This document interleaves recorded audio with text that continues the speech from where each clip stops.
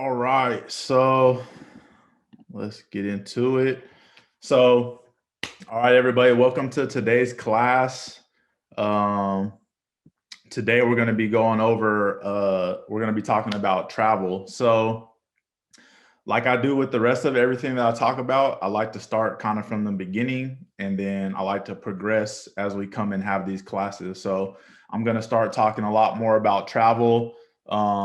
So today I'm just going to kind of touch on some of the basics, just a few little things about travel. We'll talk about, a few little tips here and there. We'll talk about a few different things, and then I'm going to um, bring up one of the ways that I kind of do my research when I'm looking for flights and flight deals and things like that. And then at the end, when we get done with this class, we'll kind of have a Q&A. So if you guys have any specific questions that you guys are curious about that's travel related, or really if you guys just want to ask me whatever, we'll have that time at the end of the class. And then, yeah, we'll go from there. So hopefully everyone that's in here is either interested in travel, you like to travel, you maybe have traveled somewhere.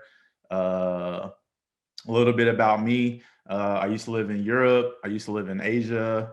I've been to over 100 different countries. I lived all throughout the United States, East Coast, down south a little bit, West Coast, mainly West Coast. So I've kind of been all over. I've traveled to pretty much every state for the most part. So yeah, I have a pretty good travel background. So like I said, if you guys have any questions, after we get done, when we open up the Q&A, we'll go ahead and dive right into that. So let's get started. So the first thing that I always tell people is if you don't have a passport, get a passport, right? It's very easy to get a passport. It's not difficult at all. You can go to this website right here, travel.state.gov, and it's going to have all the forms for you, everything that you're going to need to do. You can go to Walmart and take your picture that you have to send in. You have to fill out a form. You have to, there's a few little checklist items that you have to go through, and then you have to pay, send in a money order or whatever, however you go about it. So the cost, if you're 16 and older, is going to be a total of $145.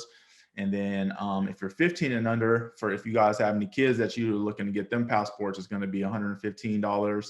And it takes about 10 to 12 weeks for you to get it in the mail. So if you're thinking about doing any international travel, even if you're not thinking about doing any international travel, I highly recommend people get a passport. Just because you just never know what opportunities might come up. It might be a job opportunity. Somebody might be having a wedding overseas, or maybe you just want to go overseas and go on a vacation or whatever it may be. You never know what will come up. It's just always good to have a passport. Passports last you about 10 years before you have to get a new one. I believe it's 10 years. So yeah, they last you a while. So and they're really easy to get. Like I said, you go onto this website, it's going to have exactly what you need to do, but I kind of put the key 4 points that you're going to need to do when getting your passport. But it's very simple, not a hard process at all. A lot of people think it's a lot harder than what it is. And if there's a Walmart near you, you can go get your pictures taken at Walmart. There are certain guidelines to when you take your picture, like what type of clothing that you have to wear and things like that. But you'll see all that when you go on the travel.state.gov website. And it's also just a good website to go on and just kind of see, like if you're doing some international travel, you're curious about, different countries and what they have going on. Use that website, travel.state.gov is a really good website. They're pretty up to date on where it's safe for Americans to travel and things like that. Most countries have their own website. So if you're not an American or if you're not a US citizen, you can go for whatever country or whatever citizenship you have. Most countries have a website that's similar to this. So you can see. And then also it's good for you to go and see what restrictions, because there are some countries we're not allowed to travel to. Or if you do want to travel to these countries, you have to have specific reasons. But like I said, too many people don't have to really worry about that stuff. But go ahead, check it out when you get a chance. And then, like I said, if you don't have a passport, make sure you get one. Like I said, $145 is good for like 10 years. Easy to update, easy to get, always good to have. All right, so some of the key Points when it comes to traveling. There's a lot of different things when it comes to this travel stuff. I'm trying to find travel deals. So if any of you guys have been following me for a while, you know that I like to travel for cheap, right? Because I travel so much and so frequently that, I don't mind riding the budget airlines. I have the flexibility to fly out on cheaper days because there are certain days where it's cheaper to fly out. So I have a lot of flexibility. I know some people don't have that much flexibility, based on, you might have a job where you can't really travel as frequently, or you might have, different responsibilities or whatever it is that you have going on. I know that everyone doesn't have that freedom to just kind of travel when they want to. So, not only do people not have that freedom to travel when they want to, but they also think that it's expensive. So a lot of people miss out on traveling because they think it's expensive, or that they don't really know how to find the cheap flights or things like that. So that's kind of really my whole thing. Is I'm a cheap traveler. I like to travel often and save money in the process. So that's kind of the methods that I show, right? Obviously, if you have the money to be able to fly first class or do all these things, a lot of this stuff you really don't have to worry about. This is more for the people who are looking to travel more often and save money in the process, right? That's kind of how I build my traveling strategies around. And then so by doing this for so many years, I've been able to kind of hack the systems and find different little ways how I can travel for cheaper and do little things to save me money, whether it be at the airport or on the plane or different things like that. So like I said, if you have the money and you don't mind spending the money, then I don't want to necessarily say that this isn't necessarily for you. But if you have the money and you don't mind spending it on all that stuff, then a lot of this stuff might not really pertain to you, but you still might be able to get some good information. So a lot of things when I tell people when you're planning your trip is to start looking out in advance, right? So I put on here, you'll want to look as far in advance as you possibly can, because flights generally get higher in price as the date of the flight approaches, right? So, if you were to go online right now and try to find a flight somewhere leaving out tomorrow, if there was an emergency, there's nothing you can really do about that, right? You're just going to have to pay whatever that price is, or, maybe if it's in a couple weeks, you might be able to try to do, the one-way method that I like to talk about, or a few other things to kind of save. But the further out you start looking, the better you give yourself a chance at getting the cheaper flight or the cheapest flight. So I like to tell people, if you're looking to fly domestically, so within the United States, I would say give yourself at least 1 month at minimum to 4 months in advance when you start looking for your flights, and that's domestic flights. Now, international flights is a little bit different. I tell people to give yourself 5 to 10 months out. So what I mean by that, so if it's January and 1 to 4 months down the road is going to be April, May timeframe. So January is when you want to look to book those April, May flights, right? That's what I mean by booking it 1 to 4 months in advance. Or if you're looking to go overseas and we're sitting in January, you would want to look to book that flight in January if you're looking to leave in that May, that June, July, August, September timeframe. You want to be booking around January for those international trips. So like I said, it's hard to book an emergency flight, if you're going to see your family or whatever happens, but it's easy to do if you're taking a vacation, right? So, talk to your boss, block off your vacation time, figure out a destination and book that flight as soon as possible. And I always say the flight, I'm not really getting too much into hotels this go around, but as we continue with these classes, I'm going to talk about a whole bunch of different stuff. But yeah, so as far as booking your flight, I always tell people you want to get that out of the way first, because now a lot of these platforms like booking.com, hotels.com, you can book your hotel reservation in advance and you don't have to pay until you actually stay. So a lot of times I'll book my hotel. Let's say I'm going to take a trip in July. We're in, let's say, I don't even know what month we're in. I think we're in March. Yeah, we're in March. So let's say I was going to take a trip in July. I would book my flight right now, and I would also book my hotel right now, but I wouldn't pay for my hotel. I would only pay for my flight. And I typically don't pay for my hotels until the day I check out of my hotel. Some hotels have it to where the day before your reservation, they might start charging you certain fees, or at a certain date, they'll charge you maybe they'll start charging you for the first night. Every hotel is different. Every fee is different, but we're not going to harp too much on hotel stuff because we'll talk about that stuff on a different date. But get that flight taken care of for that simple reason, because it helps you instead of paying for all at once. Like I said, if we're looking to save money and break it up, why not, right? So if you can just get if you can get your flight out of the way, get that out of the way now, and then you book your hotel. And then that helps for when I do my hotel hacks. When you book your hotel now months in advance, sometimes the day before or even the week before, you'll be able to rebook your hotel again and get it for a lot cheaper than what you originally booked it for. And you could cancel that original reservation and take the better reservation. But like I said, that's part of my hotel hacking that we'll talk about on a later date. So use holidays to your advantage. And I tell people this all the time, and so many people just either don't think about it, they forget about it, they let the holidays come up on them. So you can go right now and just type in federal holidays, and it will tell you a list of all the federal holidays, right? Most jobs have federal holidays off. I know some people don't, but for the most part, most jobs, everyone has federal holidays. So use that to your advantage, because most federal holidays fall on a Monday or they fall on a Friday.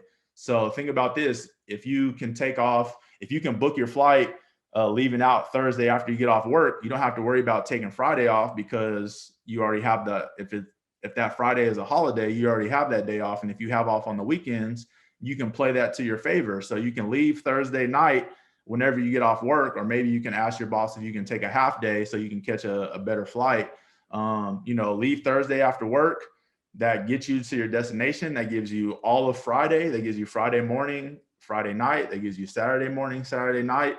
And then I always recommend people to book their departure flight leaving after at least noon on the day you leave, right? And I say at least noon because most hotels, you have to check out around 11, right? Plus, if you're on vacation, who wants to be going to the airport early? You don't want to be doing these things, right? You want to give yourself advantage. You want to miss those traffic hours, which are between 4 and 7. So you don't want to land and you don't want to take off during those traffic hours, because if someone's coming to get you, or if you're trying to get to a destination, you don't want to be caught up in traffic. And the cool thing about, well, I don't want to say cool, but the good thing about traffic hours is they're pretty much, it doesn't matter where you go, right? Traffic hours are going to typically be the same. They're going to typically range between that 4 to 7 p.m.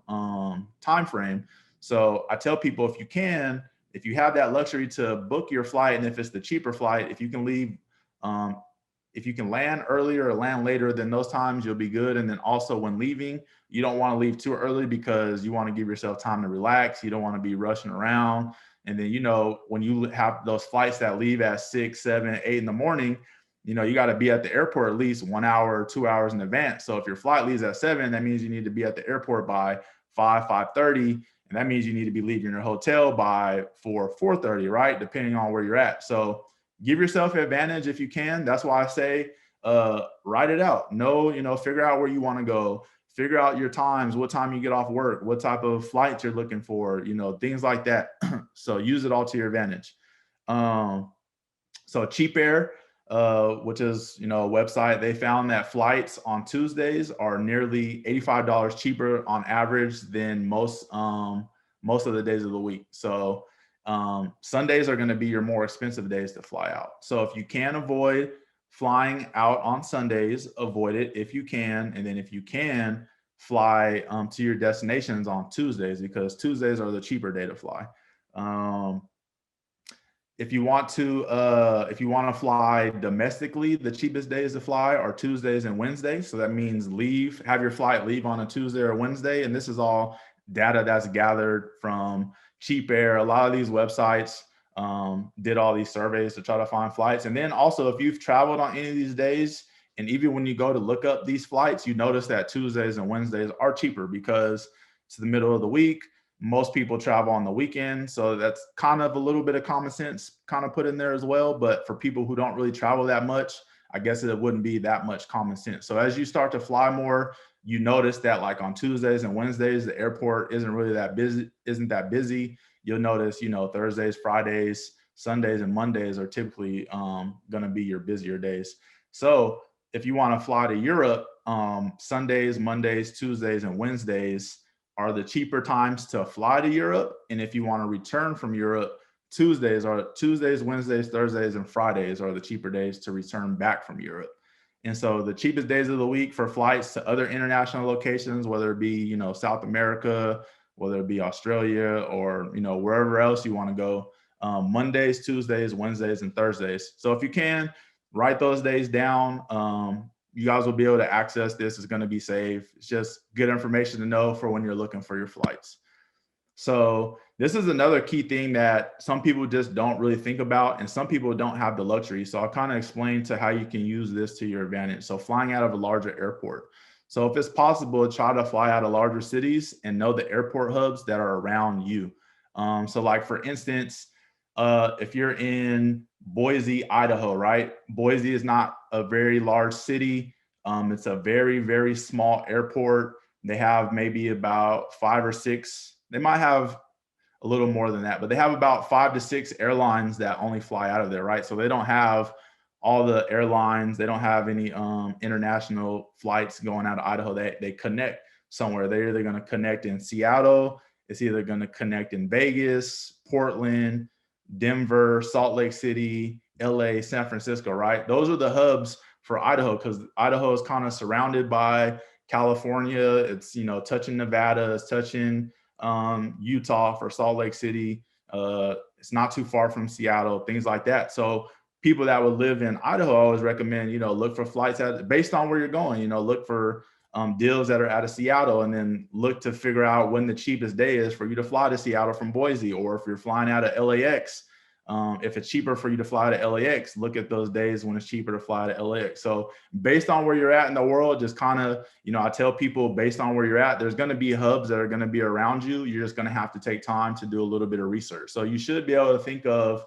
okay, if I'm in Kentucky, you know, I'm close to Georgia, right? I'm close to Atlanta. So Atlanta would be a good hub if you're in like the Kentucky area or things like that. Or if you're up closer near, you know, Illinois, you know, Chicago is a big airport and things like that. So we'll get into where the bigger airports are, but start thinking about this when you want to travel and you want to save money, because flying out of those larger hubs, figuring out the cheap days for you to fly into those larger hubs is going to help you when you're looking for, you know, those big international flights. If you're looking to get those good deals, those are going to be the type of things that you're going to want to look for. So where do we leave off at?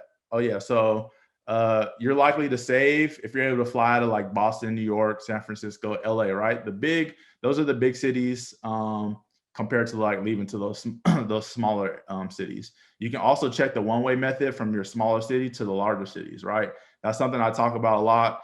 For those of you, if any of you guys have bought my travel guide, I talk a lot about the one-way method. So in short, the one-way method is finding where your airport flies to for cheap one way, and then, you know, if you're in a smaller area, you fly one way to a larger airport. You figure out when the cheaper day is for you to fly to that larger airport. Sometimes you might have to stay in that city for a day. Sometimes you might be able to get a connecting flight. So for some reason, the algorithm, when you go to search for flights, if you were to put, like for instance, in my traveler's guide, I did an example flying from Seattle down to, where was it at? It was Brazil. Was it Brazil? No, I'm sorry. It was Brazil. I think it was Seattle to Brazil. And when I did that, when I went into like, you know, Google Flights or Cheapo Air or whatever, all of them, all the flights that it had, you know, sometimes it had connecting flights. It had a few straight flights with no connecting flights. And the cheapest price that I could find was, I believe it was like $1,200, right? I did it live. I did it a while ago, so I might be saying some of the wrong numbers, but you guys will get the point when I'm finished. So a flight from Seattle to Brazil was, I think it was like $1,200. And then I was playing around with different airports, and I noticed that LAX flew cheaper to Brazil. So what I did was I put in a one-way from Seattle to LAX, and then I found a flight that left a couple hours after the flight landed in LAX to Brazil going that way. And instead of it being 1,200, I believe it was like 500 or 400. It was something crazy. Like for some reason, the computer won't do that, right? I don't know why. I don't work for Google or Google Flights, so I don't know why. And then just from me traveling and trying this, I was able to figure out this little hack, I guess you can call it. But I do that for everywhere I go. And I always tell people, you know, some people are out in the middle of nowhere. And so it's like a lot more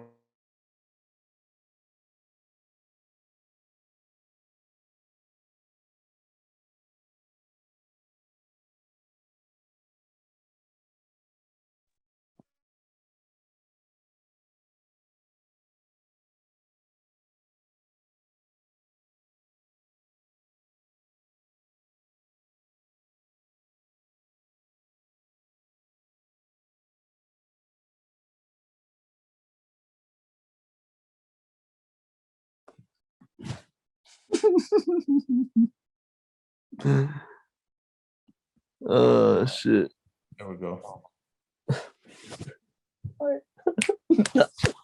Hey, whoever's on last one, can you mute yourself, please? All right, so that's the one-way method. So no matter where you live in the U.S., there's always going to be a large airport hub, or there's going to be a state or two over. The larger airport hub isn't in your current state or in your current city, start looking in those cities that kind of surround where you're at. So I tell people, think of the four corners, right? You got Seattle, LA, Atlanta, New York, right? You got the East Coast, West Coast, up north, down south. Those are going to be some of your major hubs. And then you can also think about, if you're in the Midwest area, you can start looking at the Chicago airport. It's going to cover that mid to south region. Or if you're in the South, you can look at Dallas or Houston when you're looking for major airports in that area. So like I said, I'm going to cover a bunch of major airports so you can kind of know. But I think most people will kind of know based on where you're at, where your larger airport is going to be, those bigger cities. So here goes some of the top 10 hubs. So I would say write these down so you can kind of see what's going to be close in your area or what's going to be closer to you. And this is going to be good for, if you're trying to do international travel, sometimes even domestically, flying to one of these airports will be a lot cheaper for you to go from one big hub to another. Like I know, for instance, there's a lot of deals from LAX to Atlanta a lot, right? So based on where you're at, if you're on the West Coast, I've noticed that a lot of places on the West Coast, if you're trying to get to the East Coast, it's not going to be as cheap as certain routes, right? So that LAX to Atlanta, that's a route that they constantly have all day. So they're going to have better deals. Sorry to interrupt, but we can't see the screen anymore, like your PowerPoint. Oh, you guys can't? Oh, no. Thank you. Let me see if I can get it. All right, how about now? Yeah, all good. All right, cool. Thank you. All right, so boom, boom, boom. Let me get this out the way. All right, here we go. So here's a list of those 10 main hubs. So these are the ones that you guys are going to want to look at, like I was saying. So you got Atlanta, which is going to be Hartsfield. You got LAX. You got O'Hare, which is up in Chicago. You got DFW, which is Dallas, Denver, JFK, San Francisco, McCarran, which is Las Vegas, SeaTac, which is Seattle, and Charlotte Douglas, which is out there in Charlotte, in North Carolina. So know your hubs. Like I said, it's going to end up saving you a lot of money when I do my international travel based on where I'm going. If I'm going to the Asia countries, then I'm going to be looking to fly out of Seattle. I'm going to be looking to fly out of LAX. I'm going to be looking to fly out of San Francisco. If I'm trying to go down to South America, I'm going to be looking at LAX.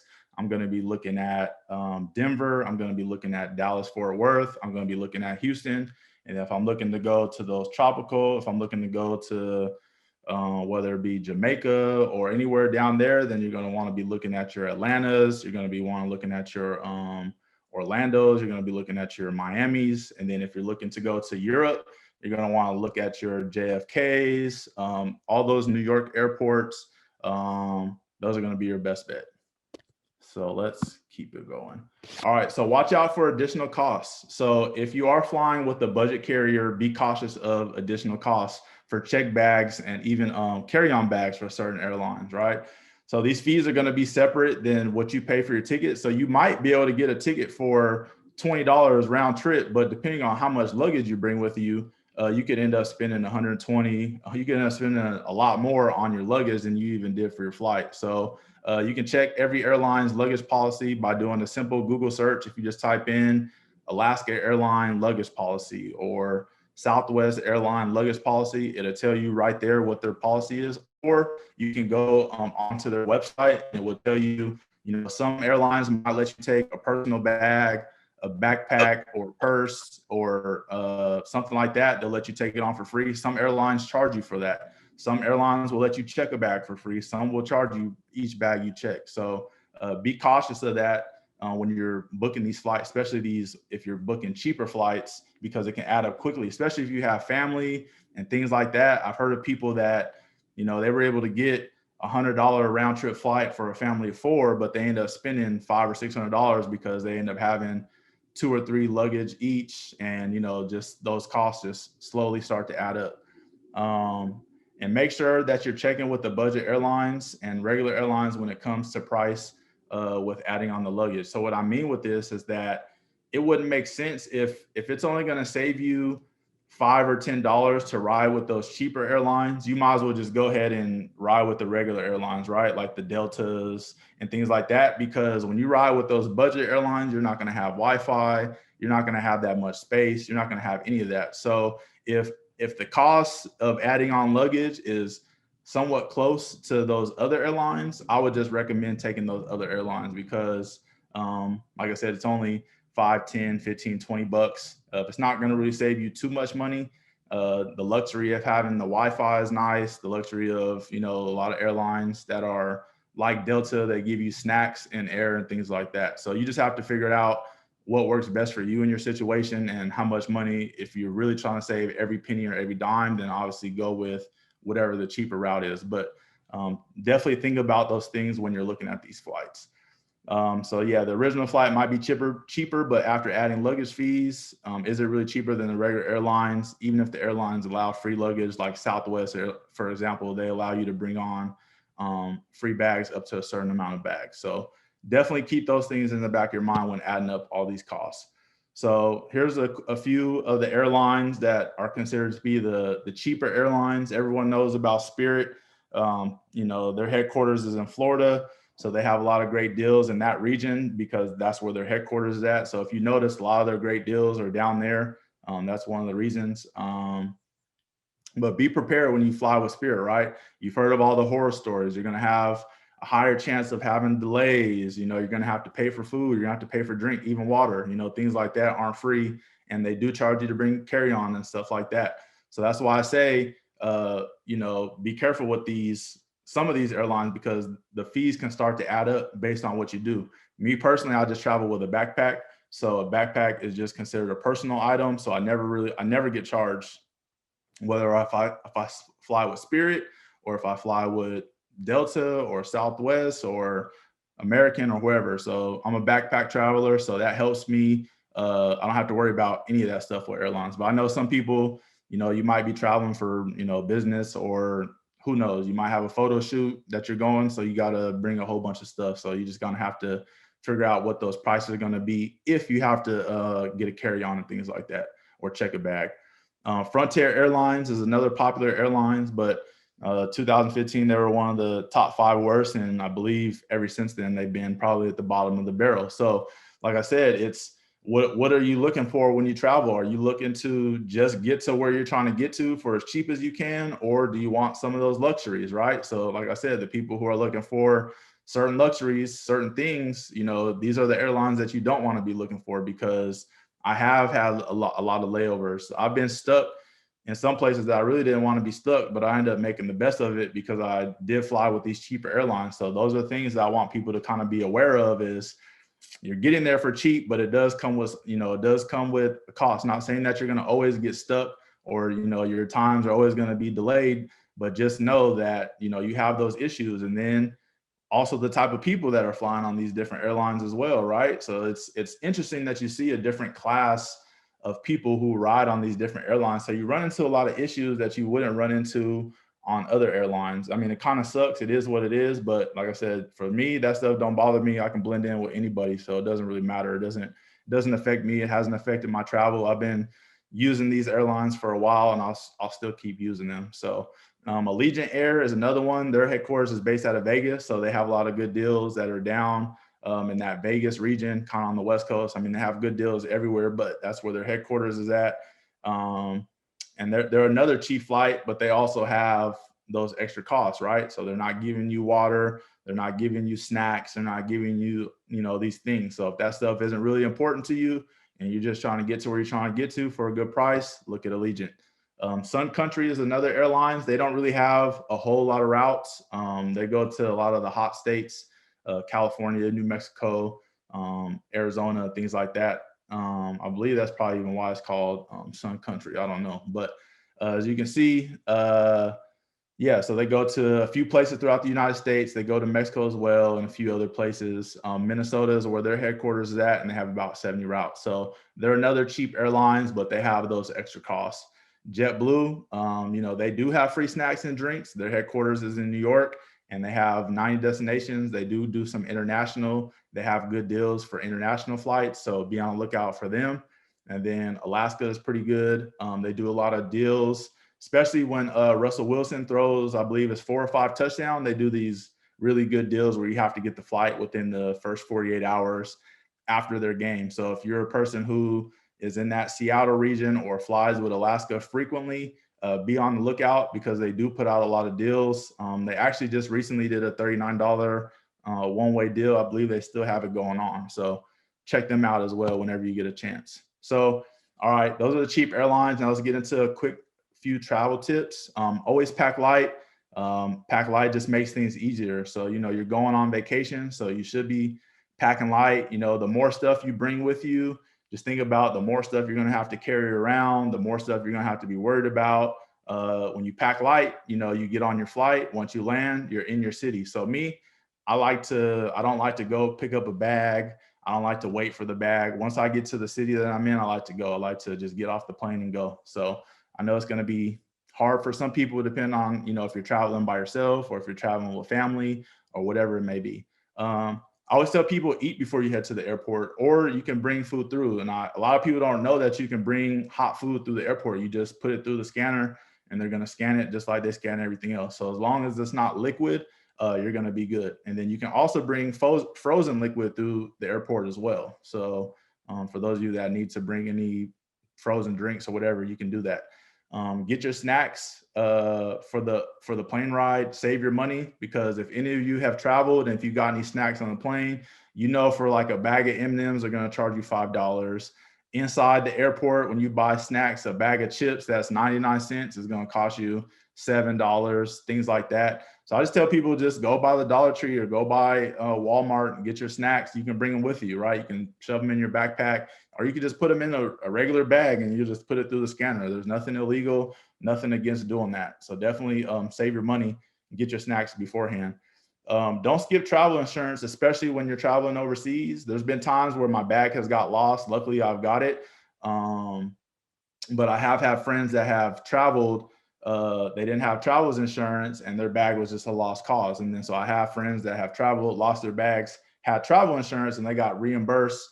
They got all their money back for everything they had and a little extra. So don't skip travel insurance. Check your credit cards.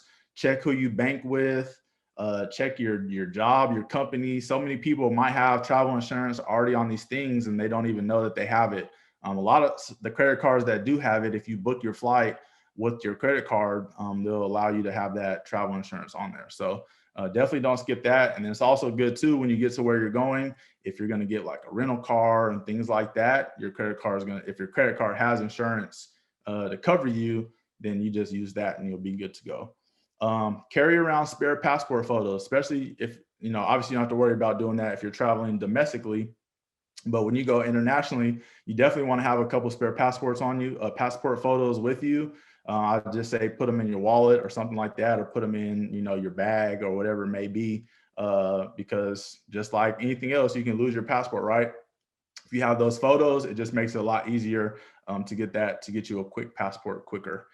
Make copies of anything that's important and email it to yourself. So whether it be itineraries or, make a copy of your passport or whatever it is, copy it, scan it to you so you can have it in your email. So that way, if something does happen, if you lose your bag or if you can't access something on your phone, but if you can go to a hotel and use a computer, you can access your email, then you can get access to whatever it is that you need. So that's came through a few times for me. Bring emergency money. I know this sounds kind of weird, but have some money tucked aside for your trips, because you just don't know what could happen, right? You could be out doing some adventure stuff and I don't know, you get separated from the group, right? Just depending on how adventurous you are. And then, you might be stuck out in the middle of nowhere, or emergency situation might come up and you need some extra money. So it doesn't hurt to bring that emergency fund with you. That's for the emergency fund. Don't use it, because if you use it and something happens, then clearly it's not an emergency fund. So just to be safe, definitely have an emergency fund. write down the address of hotels in the local embassy if you're in a different country. It's just good to know where your local embassy is at if you're in a different country that you're not familiar with.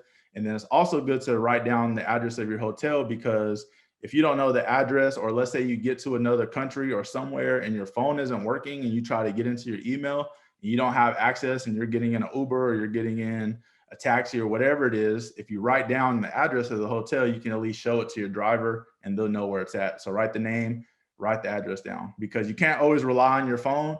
It might die on you.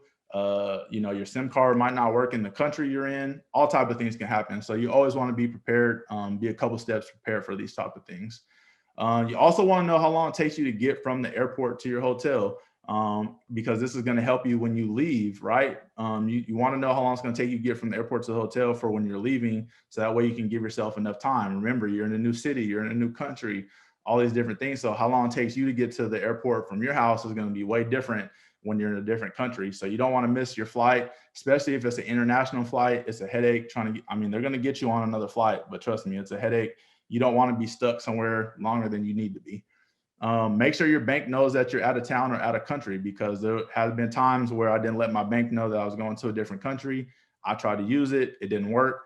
I didn't have the proper SIM card in my phone to make a call to my bank to get it unlocked. So I was just kind of SOL for a while until I was able to get a hold of my bank and let them know, hey, I'm in a different country. That's me using it. Please unlock it. So if you let them know ahead of time, they'll know that those charges are going to come up. And so your car is not going to get locked. Oh yeah, so we already did how far from the airport to, so how far is your hotel from the airport? How far is it from the city? And you need to know these things because it adds up. There's been times where I've traveled somewhere and we were trying to be cheap for the hotel, and it ended up costing us more trying to get Ubers and things like that, because majority of the things that we were doing were in the city, but our hotel was about 25, 30 minutes outside of the city and on the other side of the city on top of that.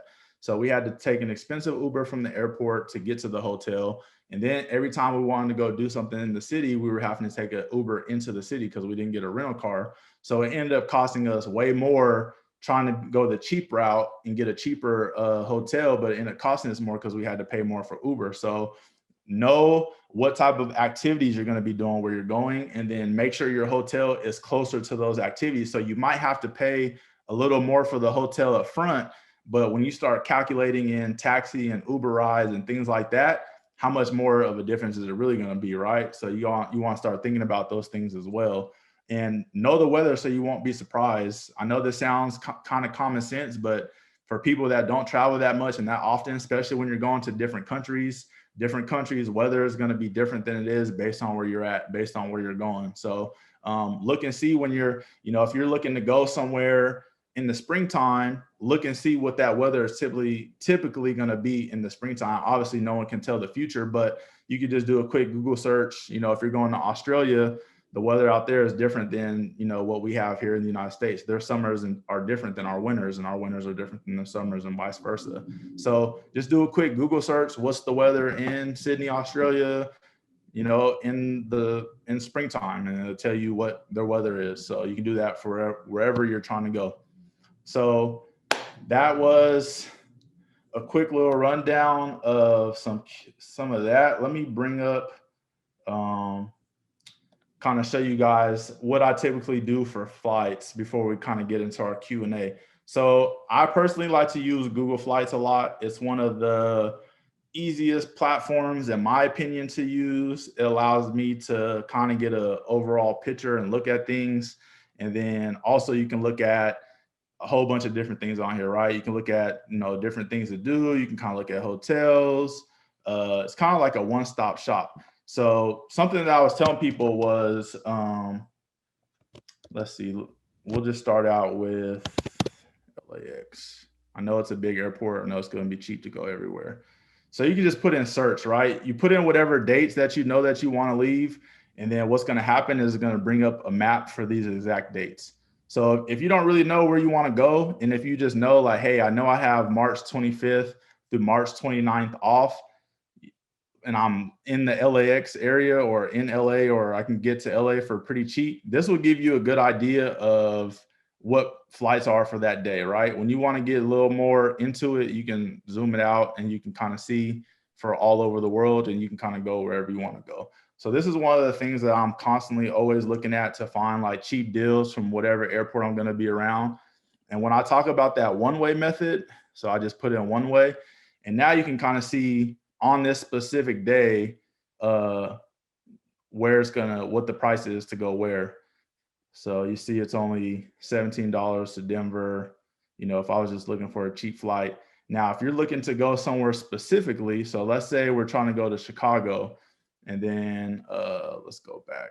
Let's say we're trying to go to Chicago, and we want to know when the cheapest date that a flight from LA is going to be cheapest to Chicago. So now what you do is you just type in your airport. So you know, you guys can put in wherever you guys live at, put in your airport, and then put in a destination that you are thinking about going to.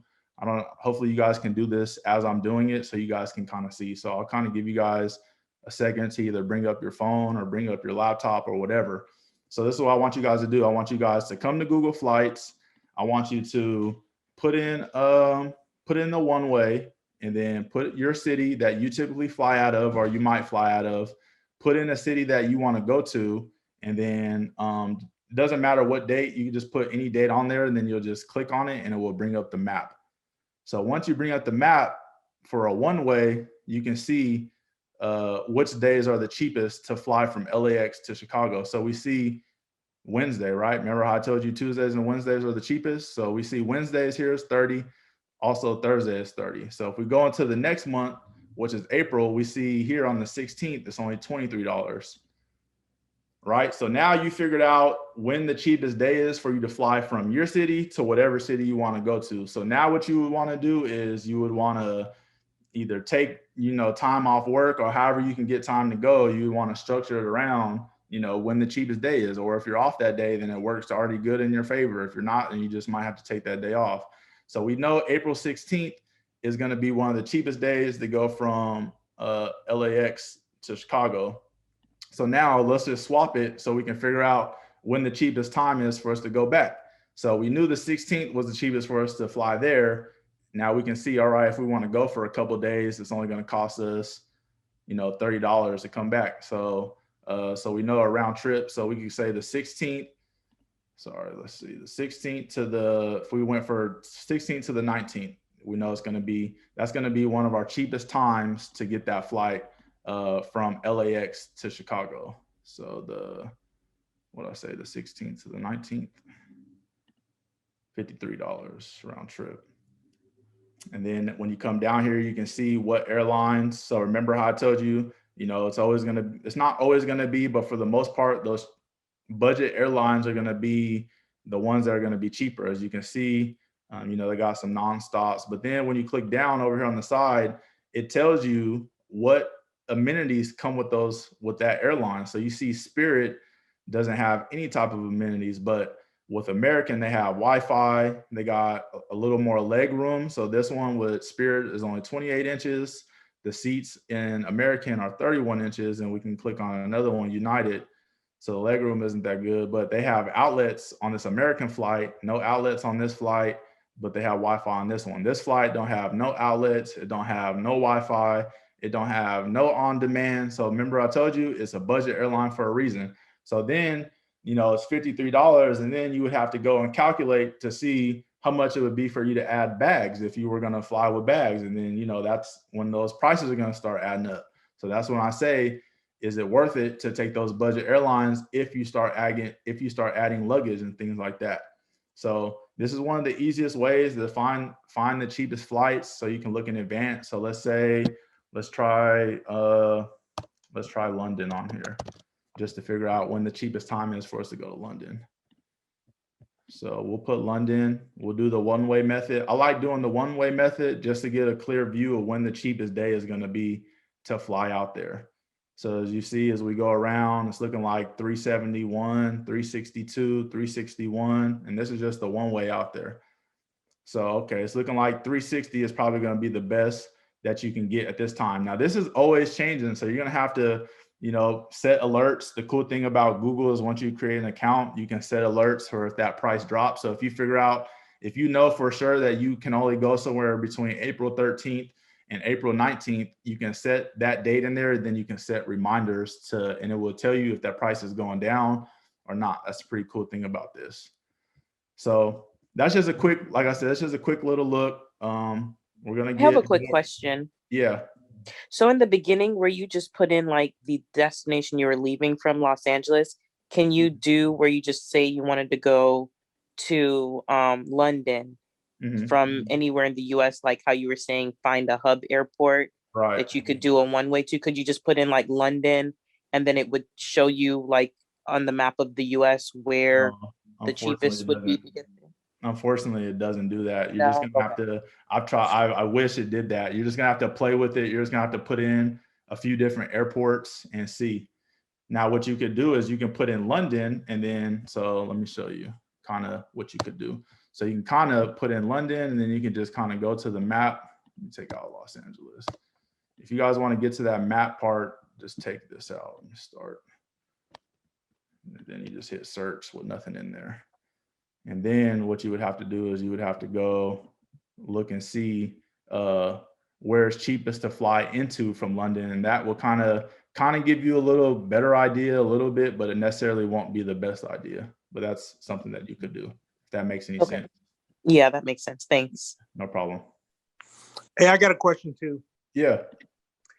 I've always heard that it's cheaper, or that certain days of the week airlines have cheaper rates. Is that true now, or have you found that too? That's what I talked about. I talked about that in the beginning.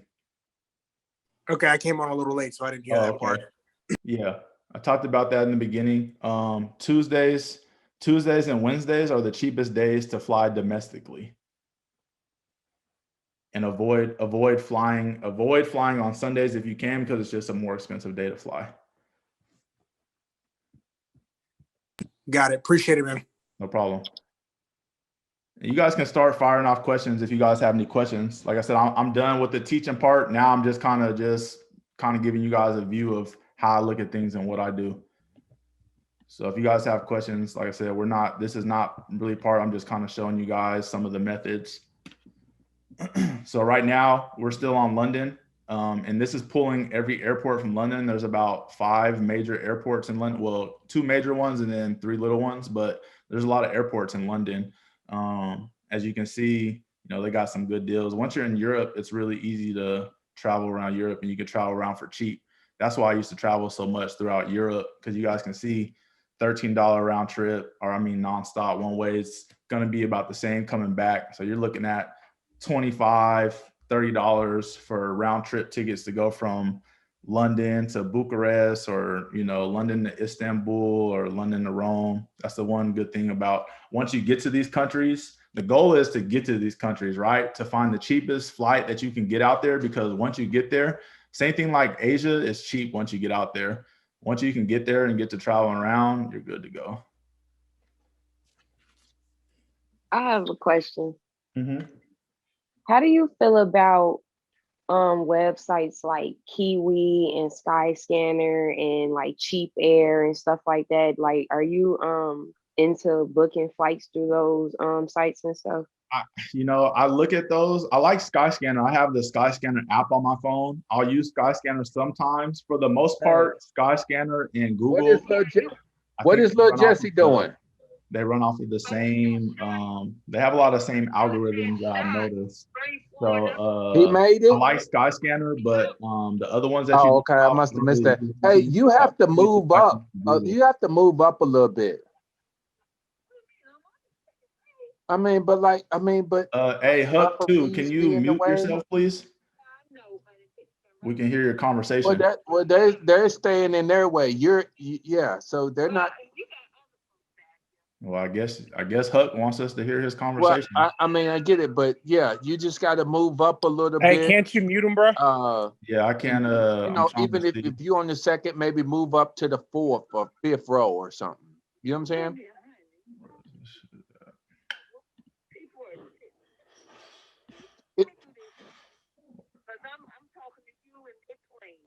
Oh, I thought it was halftime.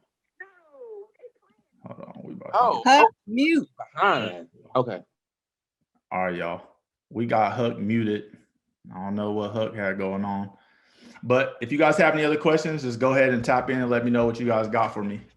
I got a question Hey, for I you. have a question. Mhm. You can go ahead. I wanted to know about the COVID testing with international travel. Like, how do you go about, like, how do you know if you need the COVID test to come back in the country, or like where to go to get tested for You COVID need it. outside of the country? You need it to come back in the country. So if your COVID test isn't within 72 hours, when you return back to country, you're going to need a new one.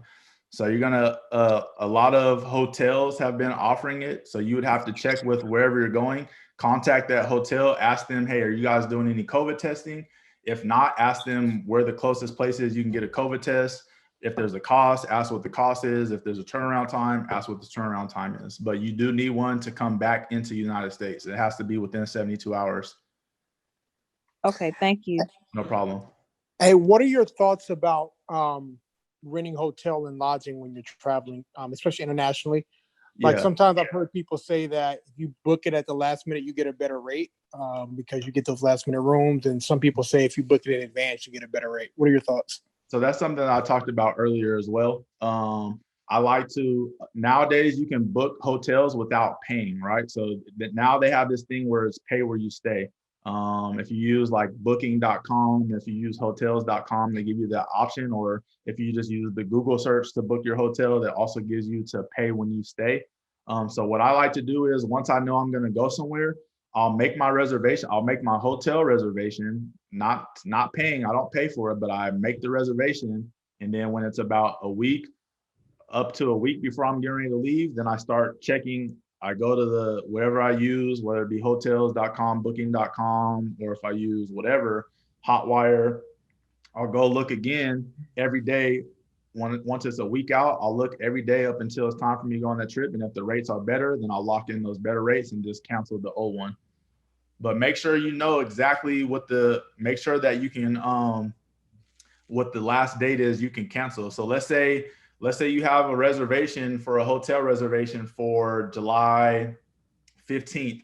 And when you if you book your reservation right now, which is March 9th, and your reservation is for July 15th, when you go in there, there's going to be some verbiage in there that says you can cancel your hotel up until midnight, July 14th. So make sure you're within your window of whatever day. Some hotels, it might be the night before. Some hotels, it would be the day of. Some hotels, it might be a week before they start charging a percentage if you cancel. So just know what your cancel clause is, because I don't want any of you guys to get charged or nothing like that. So make sure you know what the cancel clause is, and it's gonna state it when you make your booking and you make your reservation. Matter of fact, I'm gonna bring it up and do it live so you guys can see what I'm talking about.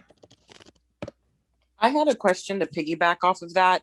Have you ever had any bad experiences like booking on the third party sites, like for an airline or a hotel, and they like not have your, okay. No, I haven't had any issues, but I typically book all my flights from Google for the most part, and most of my hotel reservations are on either Hotwire or booking.com or through Google. So most of my stuff is going to be through Google. So I try to stay away because there's so many. There's probably 20 or 30 different Cheapo Air and Expedia, and there's all these. Not saying that those platforms are bad or nothing like that, but I just stick to what works for me. And then there was a time where I was comparing prices from all these websites. I would go on Google, I would find the flights, how I find them, kind of how I was showing you guys, and I would compare them with every other platform, and it just never was coming close to what I was finding on Google. So I just eventually phased out using those other sites, because time and time again, I was finding better rates than what they were showing me if I was using these third-party platforms, if that makes sense. Okay. All right, so I'm showing you guys, I'm just throwing Seattle on here, some random dates, just so you guys can kind of see what I'm talking about. I'm on Booking. Like I said, I know I'm going kind of fast. This is going to be recorded, so you guys can go back and slow it down, but I'm just kind of showing you guys what I mean by the payment clause. So right here, no payment needed, pay at property. So when you go to select your reservation, it's going to take you, it's going to add all the fees and stuff. It's going to show you down right here, and it's going to show you all the info. And then this is exactly what I was talking about right here. How much will it cost me to cancel? So I can cancel for free up until 11:59 p.m. on April 7th. So the reservation is for April 8th, right? We're in March right now. So I can book this hotel right now, and I know that it's 238.06. And then once it's about a week, so probably April 1st, I would go back and I would do the same thing, and I would look and see what the rates are. If the rates are better, then cancel your reservation, because it's not going to cost you anything unless you cancel up until April 7th. It's not going to cost you anything to cancel. So cancel and take the better rate. That's kind of how you hotel hack, if that makes sense.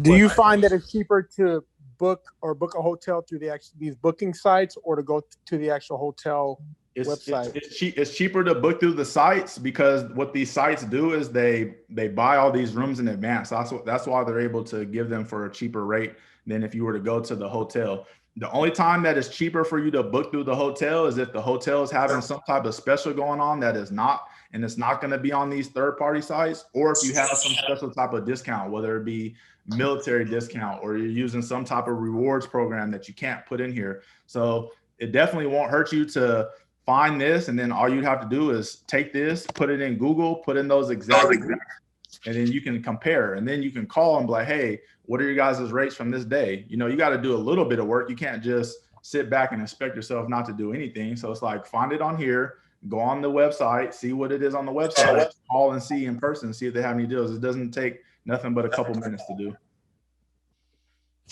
To piggyback off that and ask you, what's your favorite reward system, credit card reward system for I traveling? personally like the Chase Sapphire Reserve. Some people like it, some people don't. The people who love it are the people who travel a lot and who use it. A lot of the thing that scares most people about it is there's a $500 annual fee for it, but you get all that pretty much right away. You get $300 right away every year in flight or hotel credit. You know, you get a lot of good rewards. You get it's like the what is it, Lyft Platinum at a discount rate, so you always get deals on that. You get a discount, you get like $115 in Grubhub credit. So it's like they pay for your TSA pre-check once every 5 years, because it's good for 5 years, so they pay for that, which is like $125. So yeah, I personally like them the most. So following that, so I have the Amex Gold card right now, and it's like a $200 something annual fee, and you really only get bonus points when you book flights on it. And then my bank, Wells Fargo, has another card. I think it's like a Propel card or something. You get points for flights, Ubers, food, like, so you could rack up more points, and it's a free annual fee. So is there anything that you look for on those credit cards that would make it better to pay an annual fee every year to have it versus having? You get rewards for everything on Chase Sapphire Reserve. Okay. You get rewards on everything. They're partnered with Apple, so if you're into Apple products, you get discounts with that. They're partnered with most of the airlines. You get the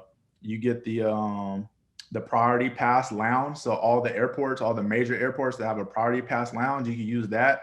I've gotten free food, free drinks, you know, juice, soda, alcohol. Some of them have beds, some of them have showers. They have charging stations. They have all different types of things. So that Chase Sapphire Reserve really comes through for if you're a traveler, because even internationally, if they have some lounges internationally that you can go in, and it's came through for me. So that's why I like it. Okay.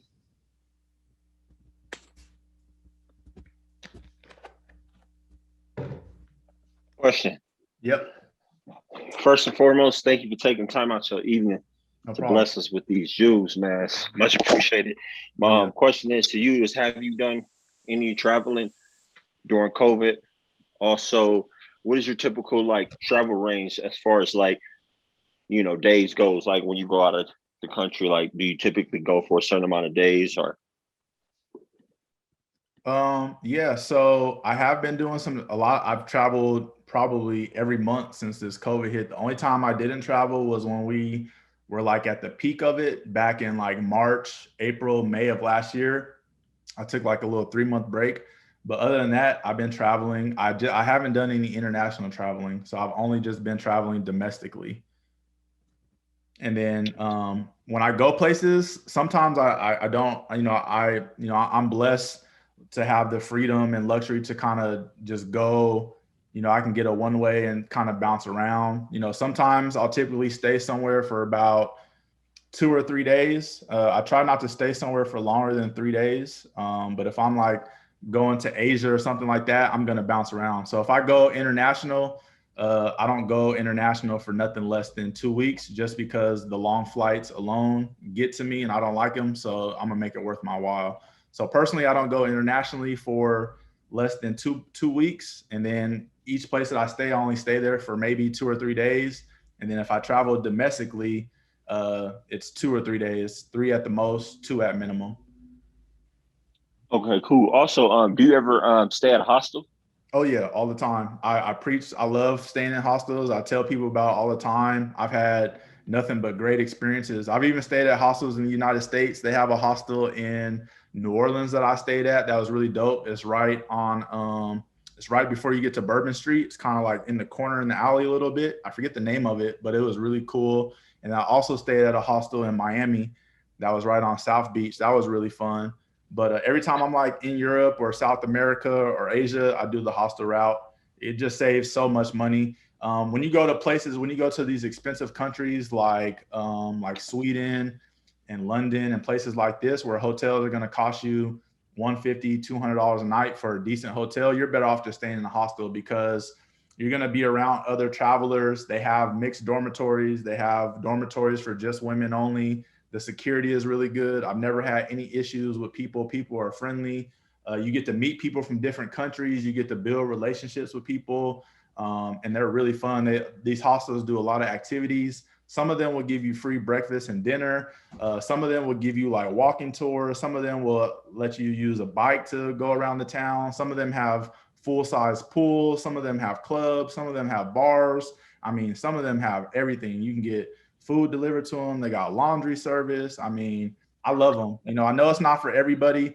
I know those movies, Hostel, really fucked up a lot of people in the mind. It fucked me up in the mind when I first went over to Europe and stayed in the hostel. It was definitely in the back of my mind. I slept with a knife under my pillow just because it was my first time overseas. And that hostel movie was in the back of my mind. I wasn't trying to get my eyes taken out or nothing crazy like that.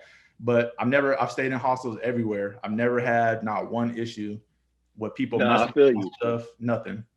Yeah, So that's why I asked. So I appreciate it. no problem. Does your cell phone service only work inside the United States? No, so you have to get with your cell phone company, and based on what plan you have to see where your coverage is at, right? Every cell phone carrier doesn't have coverage everywhere. So you have to see where your cell phone has coverage at. And if you don't have coverage, when you get to these countries, like if you were to go to Germany, for instance, once you land at the airport in Germany, they have like these little kiosks or little things that you can get these little prepaid SIM cards, and you can just pop it right in your phone and you'll be good to go. Cool. Do you have any recommended hostel booking sites?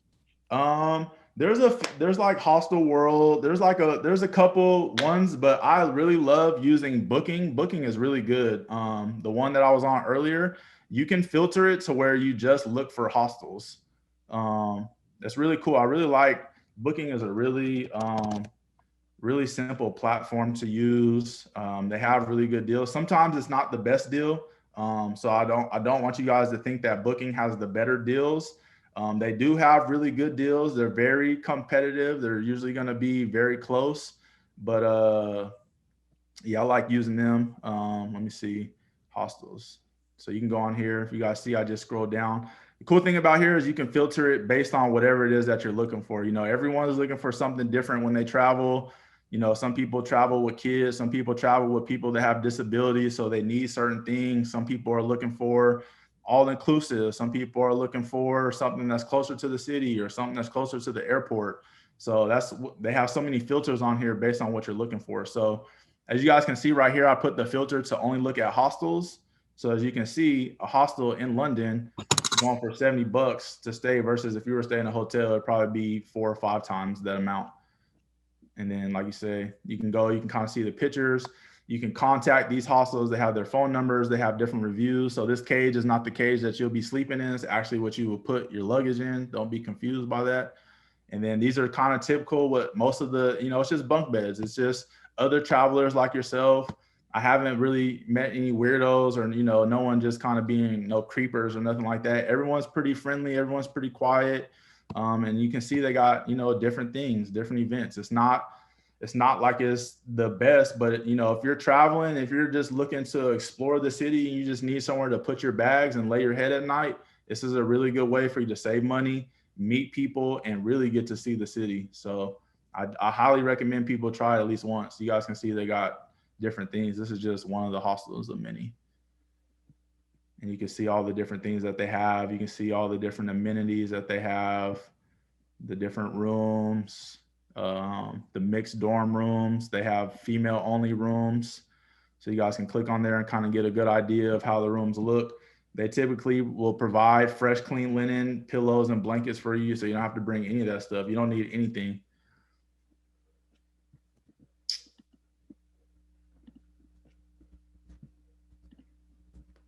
Boop, boop. But I got a quick question. Go ahead. So how do you said that you always travel with a backpack. Yeah. I'm just wondering, how do you typically pack your bag? Because I feel like I always need to take too much stuff. Right. So when I first started traveling, and I used to be a big sneakerhead, so I used to be like, I need at least 2-3 pair of shoes for each day to switch in and out of, right?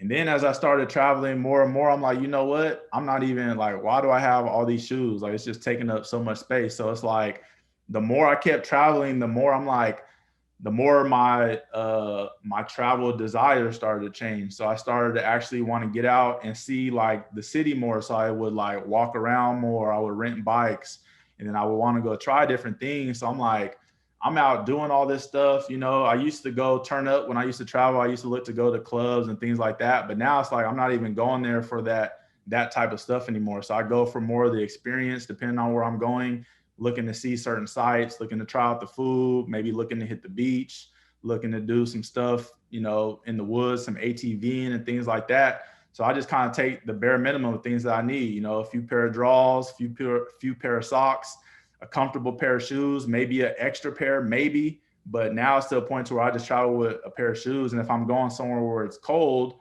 I'll wear my jacket. I'll wear the bulk stuff on me so I can save space in my backpack.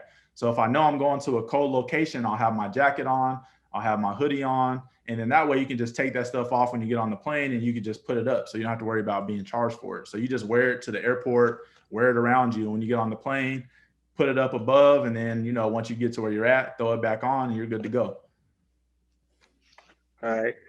So have you ever been on Ryanair? And is it kind of like Spirit, or what was your impression of it? Yeah, it's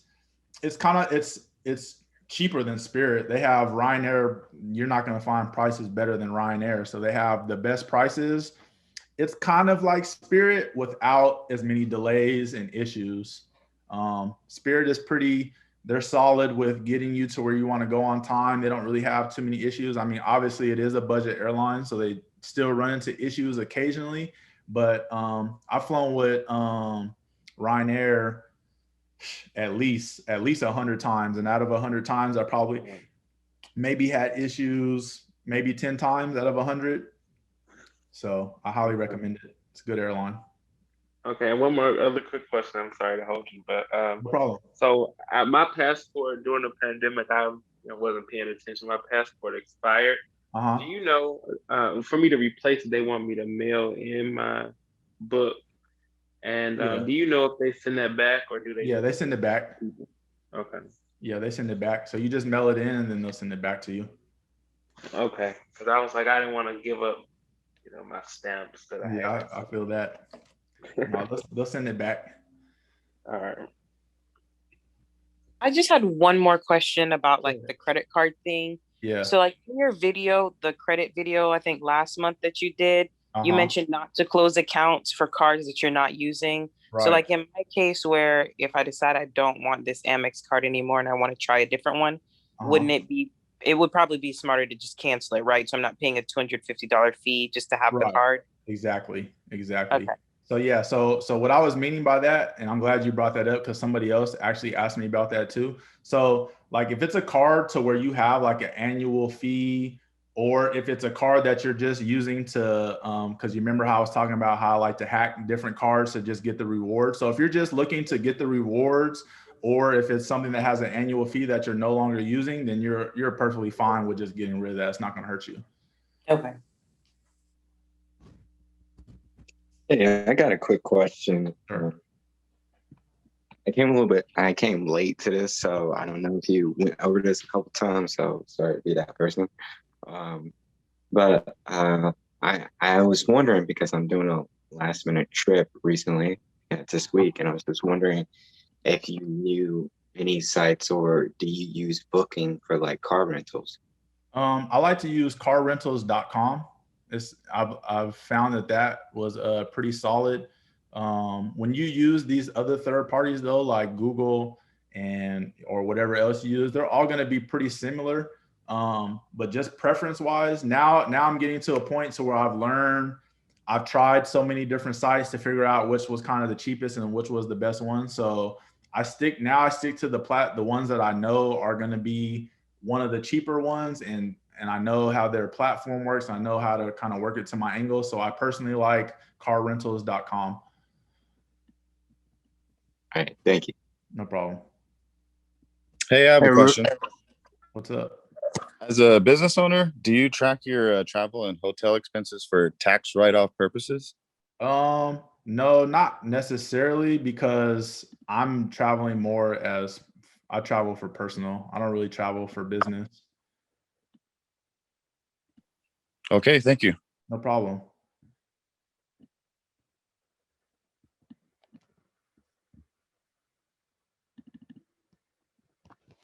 Hey, real quick. Yeah. I have a last minute trip here coming up to Hawaii. It's kind of last minute. If so, have you been? And if so, do you have any recommendations on where to fly to, or exactly in Hawaii? Any beaches that you would recommend there? What are you looking? What, you just kind of looking to hit the beach and stuff like that? Yeah. I mean, you can't go wrong. You can't go wrong with Hawaii.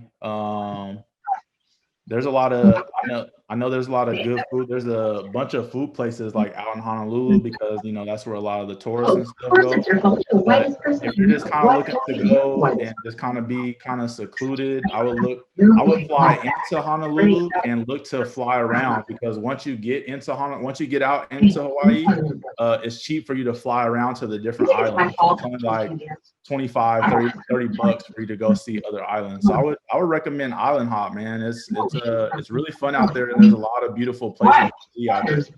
First I was gonna do it, and I wasn't gonna do it. I don't think I'm gonna Okay, man, appreciate that. No problem. This is serious. Why are you flying around? This is serious. You know what's serious? Is that your house has a crack in its foundation. That's serious. Cracks are bad. There's a huge crack. And you are riding that wave right now, just like. So I suggest you play the game. You go to the panel. Wild. Cool. All right. What other questions you guys got for me?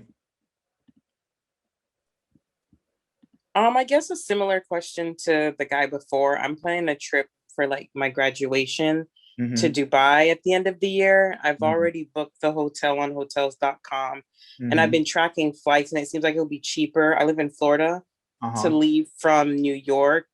So I could get like a cheap flight out of Orlando or Jacksonville to New York. But like, what do you recommend to keep the costs low, seeing that Dubai is kind of. Did you already buy your flight? You already booked your flight or not yet? No, I'm still trying to see if it can go under 1,000, because right now it's been. Where are you flying out of? Orlando or Jacksonville right now. Okay, so I would look for flights from Orlando to New York. You'll be able to get a really cheap one-way flight, and then what you want to do is put in New York, and then New York to either Paris or New York to London, and then from there you'll want to go. So you might have that one-way flight from Orlando to New York, and then you might have that one-way from New York to Paris, and then that one-way from Paris to Dubai. So it sounds like you might be doing a lot, but it's going to end up saving you a lot of money as well doing that. Okay. And then do you have any tips for like when you're actually there, like to do all the like main touristy stuff without like spending too much money, or like any websites that you Yeah, can they go on? have. I would get with your hotel and Okay. ask them, call them and see. Most of the hotels out there have different packages and different programs because those companies, they obviously they want tourists to come do that stuff, so they have different deals. So contact your hotel and see what type of deals they have, and then write those numbers down, and then go on the actual websites. Like you can just, Google activities to do in Dubai, and it will come out with their websites, and then you can Mhm. compare to those prices, and that's going to really kind of be your best bet. Okay, perfect. Thank you. No problem. Yeah, one quick question. Yep. Do you have any advice or tips for currency exchange? Like how do you handle that? So what I typically do is I like to pull money out of the ATM in the airport. And I do this because when you if you try to bring cash and exchange it at these airports, their rates are going to be a lot higher because they're going to have to make their money somehow, some way. So they're going to have their little fees on it. And if you try to pull money out in certain countries, you have a higher risk of getting your information stolen, things like that. So if you were to just pull out from the ATM, your bank is going to charge you what that current exchange rate is. So that's what I always do. So make sure, my banks don't have any foreign transaction fees. So make sure your bank doesn't have a foreign transaction fee. And then if they don't, let them know that you're going to be overseas or wherever it is that you're at. So when you go to pull money out, it's not going to get declined. And then you know that you're going to get the best rate because it's going to go at what that exact exchange rate is, because the exchange rate changes daily. So you're going to always get the best rates by pulling out of the ATM in the airport. Okay, thanks. All right, so I got a question here. So referencing the lady that spoke earlier about flying to Dubai. So I went online to the Google flight site, right? And did a one-way from New York to London. Mm-hmm. And then from London to Dubai, Mm-hmm. right? But it's all one way. So going back, well, I'll do the same thing, all one-way flights and picking different airlines in between. Is that what you do? Yep. So what I do, so exactly what you just said is what I do to get out there. So I'll put in I'll look and see from Europe where it's going to be cheaper. So I'll start with the bigger airports, right? So I'll start with Germany is going to be your best bet. So you're going to have either Frankfurt or Berlin is going to be your two major airports out there. And then you're also going to look at London, and then you're also going to want to look at Paris, and you're going to also want to look at Madrid. Those are going to be where the four major airports are going to be in Europe. So Madrid, Paris, Frankfurt, Berlin, and just London as a whole. And then look from there to see where the cheaper flight is from there to Istanbul. And then you kind of backtrack from there, and then you figure out where the cheaper flight is in the United States to that destination. And then you do the same thing going back, right? There's been times where I've flown to a country and I've went a certain route, but then once I got to that country, I've traveled within that country and ended up somewhere completely different and took a completely different route back. So I went from Seattle to Germany. When I was in Germany, started traveling all throughout Europe, and I ended up in Stockholm, Sweden. And there was a cheaper flight in Norway to get to New York, and then there was a flight from New York to Seattle. So I was able to get wherever I was going cheaper. So it's always going to be different. But what do you do about the layovers? Do you just rent a hotel if there's a long layover? It just depends. So sometimes I'll use the layovers to my advantage. So sometimes I purposely will want a long layover because that's just another hack for me to explore another country without me having to necessarily get a flight there. So depending on how long the layover is, if it's over 8 hours, then I just get a hotel. If it's less than 8 hours, then I'll just explore the city. I'll give myself, 2 or 3 hours to get back to the airport. I won't go too far, but I'll just kind of explore that city for a little bit. Most airports, they'll have somewhere, if you have luggage, you can store your luggage there. So look into that as well. Got it. Appreciate it, man. No problem.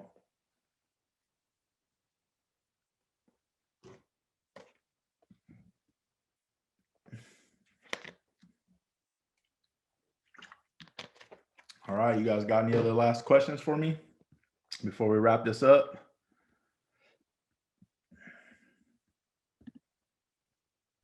Yeah, I got a question if no one else does. What's up? So I always book my trips with my Chase preferred credit card, the cheaper one that costs $95 a year. Yeah. So basically at the end of my bookings, I always find myself in a position where they offer traveler's insurance. But then I look at my credit card and I'm like, wait a minute, I have traveler's insurance in this card if I book it through the card. Do you recommend I said that I usually have traveler's insurance on my card that I use. What I want to know is that do you recommend me booking when I book to add on the traveler's insurance, or can I just go do everything through my card? Because you just do it. That's how it works with the card. So look and see on the, I believe that Chase one is the same as the Sapphire Reserve. It's as long as you book it with the card, then you're covered. So I do that with my rental cars and everything. I book my flights, my rental cars. I book everything with that card anyways, just to keep it simple and get all those rewards. But once you book it with the card, you automatically have that insurance through them. As long as your card says that they insure you for it, you're good if you use it. So the Chase, they specifically say in order for you to get the insurance, you have to book it with the card. So you have to book your flight, and then you have to book your rental if you get a rental as well with that card for you to get that insurance. All right, awesome. Because so in the future, I'm definitely going to save money that way. Yeah. Sorry, do you know what the credit range is to be approved for that? For the Chase Sapphire, no, I do not. Okay, thank you. No problem. All right, I got one more question for you. Sure. So, I want to go to Italy. And right now, I can't because the country's still shut down to tourists. But do you think, just your opinion, after the pandemic, do you see because I was just looking at some of the flights to Rome. Do you think that the prices will go up after the pandemic, or do you think it'll go down, or if it's gonna stay around. It's gonna stay around the same. People think for some reason that when the pandemic hit, they think that flights just magically went down, but they've kind of been around the same. Just based on the time of year, they went down a little bit, but nothing too much. I don't see flights going skyrocket up or skyrocket down. I see them kind of what they're at, or kind of what it's going to be at. Okay.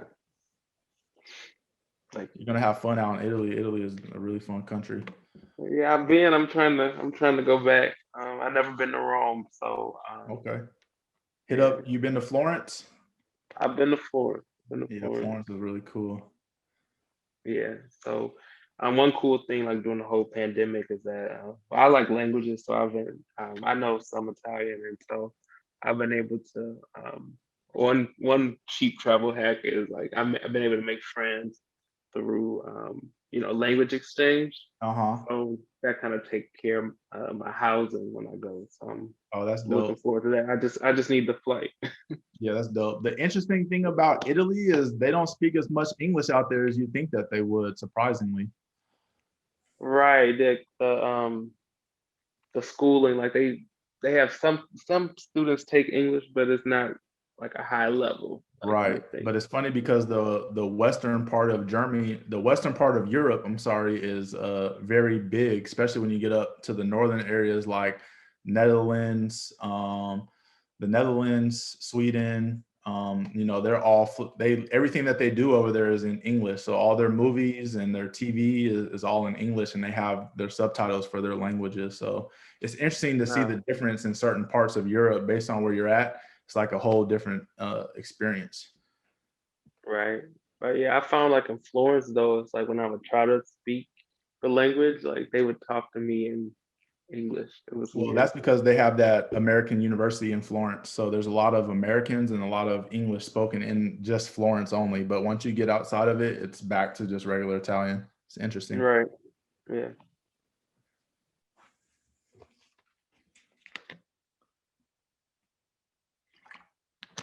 All right, you guys, any more questions for me? All right, cool. Go ahead. You got one? Yeah, I wasn't able to join on time, so I just wanted to know, do you know how soon the recording is going to be posted? It should be up there either tonight or tomorrow. Okay, thank you. No problem. All right, you guys. So we got to cover, some of the basics. We didn't really get too in depth. We just kind of went over some basic stuff with traveling, but we're gonna pick up, with the Wealth Squad. We're gonna pick up talking more travel. I see you guys. We had a good amount of people that was in this session.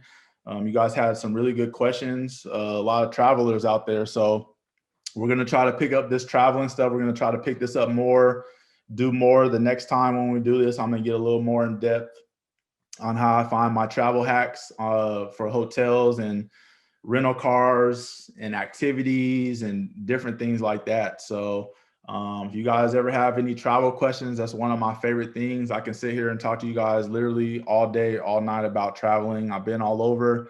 I love traveling. I love everything about it. So yeah, so I'm looking forward to these classes. So if you guys have any questions on anything travel related or whatever, feel free to hit me up on any of my social media.